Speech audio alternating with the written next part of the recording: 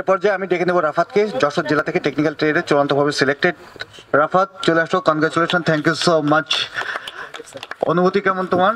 জি sir, আলহামদুলিল্লাহ, অবশ্যই ভালো। ওকে, এখন তোমার কাছে কোশ্চেন, তুমি অনেক কিছুই বোঝো, কারণ এয়ারফোর্সের সিলেবাস নিয়ে বা পড়াশোনা নিয়ে তুমি অনেক স্টাডি করেছো আর কি। তো সামনের জেলাগুলোতে যাদের পরীক্ষা, তাদের আসলে এই যে এয়ারফোর্সের টেকার জন্য মেধার যে একটা গুরুত্ব এবং রিটেন পরীক্ষা যে আসলে অনেক ভালো করতে হয়, এটা অনেকেই বুঝে না, যে অন্যান্য বাহিনীর মতো মনে করে যে গেলেই মনে হয় চাকরি হয়ে যাবে এরকম একটা। তো এই বিষয়গুলো ক্লিয়ার করো এবং অনির্বাণ নিয়ে তারা কি কি পাবে এই বিষয়গুলো একটু ক্লিয়ার করো। বিমান বাহিনীতে পরীক্ষার ক্ষেত্রে মেন বিষয়টাই হলো রিটেন আর কি, মানে এটাই আর কি সর্বোচ্চ গুরুত্ব দিয়ে দেখা হয়। এবং রিটেনের টিকার যে পূর্ব সত্য আর কি, এটার জন্য দরকার আর কি একটা সঠিক গাইডলাইন। অনির্বাণে আসলে আমি তার জন্য বলবো যে কোনো একটা পথকে বেছে নিতে, এবং সঠিক গাইডলাইনের জন্য আমি সবসময় অনির্বাণকে অনেক এগিয়ে রাখবো, কারণ এখানে আসলে তারা যে নিয়মিত যে পরীক্ষাগুলো নেই এবং একটা গাইডলাইনের মধ্যে রাখে, এটা করলে রিটেনে সে অনেক ভালো আর কি মার্কস তুলতে পারবে। এবং এখানে সুলাইমান স্যার আছেন, এবং পরীক্ষার আগে আগে এমডি স্যার অনেক কিছু দেখিয়ে দেবেন। এখানে তো এই তুষার ভাই আছেন এবং অন্যান্য অনেক স্যার আছেন, তারা আর কি সবসময় সঠিক গাইডলাইনের মাধ্যমে পরামর্শ দিবেন অনেক, যেটা আর কি অনেক উপকৃত হবে। সেটা সে আর কি মেন পরীক্ষার হলে যাই বুঝতে পারবে যে অনির্বাণ থেকে সে কি কি পাইছে আর কি, এইগুলাই। Thank you so much. এ পর্যায়ে আমি মঞ্চে আমন্ত্রণ জানাচ্ছি আমাদের ওসমান গনিকে, চাঁপাইনবাবগঞ্জ জেলা থেকে, বাংলাদেশ বিমান বাহিনীতে বিমান সেনাপদে চূড়ান্তভাবে সিলেক্টেড প্রার্থী। Thank you so much. Osman, selected হয়ে তোমার অনুভূতি কেমন?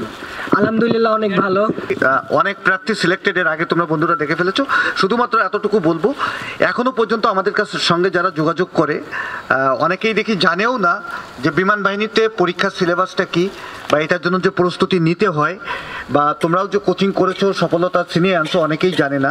তো তাদের উদ্দেশ্যে কি বলবো, এবং অনির্বাণ তাদের জন্য কি করে বা তোমাদের জন্য কি করেছিলাম, এই বিষয়টা বলো।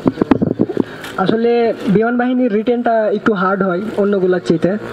তো রিটেন আসলে ম্যাথ, ফিজিক্স, তারপর ইংলিশ, বাড়িতে অনেকজন ভাবে যে বাড়িতে প্রিপারেশান নিলে হয়ে যায়।